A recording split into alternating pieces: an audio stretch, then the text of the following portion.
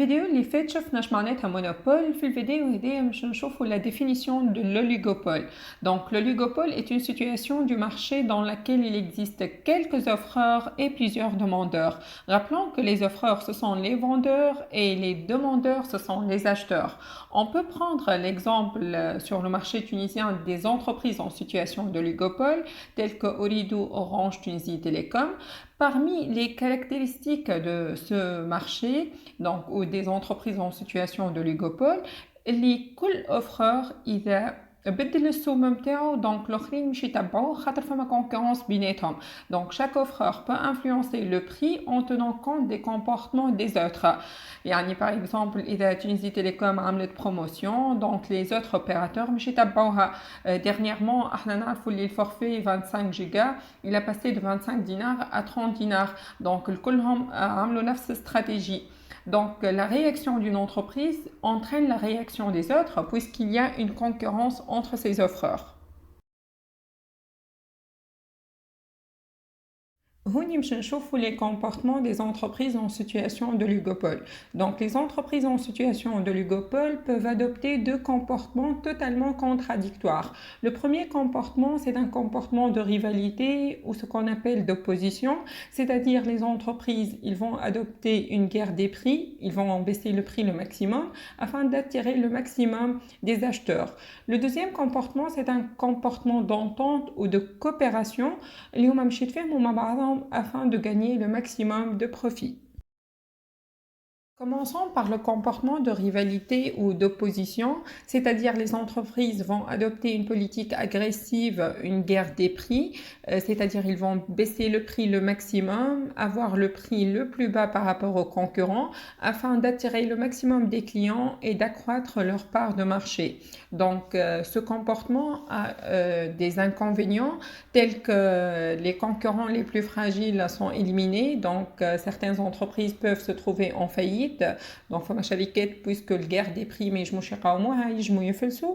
Par contre فما des entreprises qui peuvent renoncer à cette guerre des prix en cas de risque ou bien sûr ce comportement de rivalité. L'avantage est surtout مش يكون للconsommateur puisque le consommateur كل ما الprix يطيح كل ما le pouvoir d'achat. Le deuxième comportement, c'est un comportement d'entente, c'est-à-dire les entreprises coopèrent ensemble pour maximiser le profit. Le comportement d'entente, on peut distinguer l'oligopole totalement coordonné, donc on يمشي يتفاهموا على كل شيء, donc اللي نقولوا qui forment un cartel. Donc ce sont des entreprises qui se mettent d'accord sur la détermination des prix, يتفاهموا على الprix, يتفاهموا على la fixation de la quantité ou du quota de production et sur la répartition géographique des ventes, يعني وين مش يبيعوا le bien ou le service نتاعهم. Donc le cartel se comporte comme un monopole. هوني نجم نعطيكم l'exemple اللي احنا نعرفوا اول شركه دخلت لتونس هي تونسي تيليكوم, كانت قبل البيس توصل تبيعها حتى ب 180 دينار. On suppose que تونيزيانا كي دخلت اللي هي تو اوريدو, دونك دخلت مش concurrente عليها mais دخلت en coopération, يعني دخلت en adoptant le comportement d'entente. Donc وقتها les prix نتاع les puces ils ne vont pas baisser ou ils vont se comporter comme un monopole. Donc les prix مش يكونوا يقعدوا ديما غاليين ou les quantités محدودين ou même la répartition géographique مش تكون في بلدان معينة. Donc هذا اللي هو l'oligopole totalement coordonné qui forme un cartel واللي هما qui se comporte comme un monopole.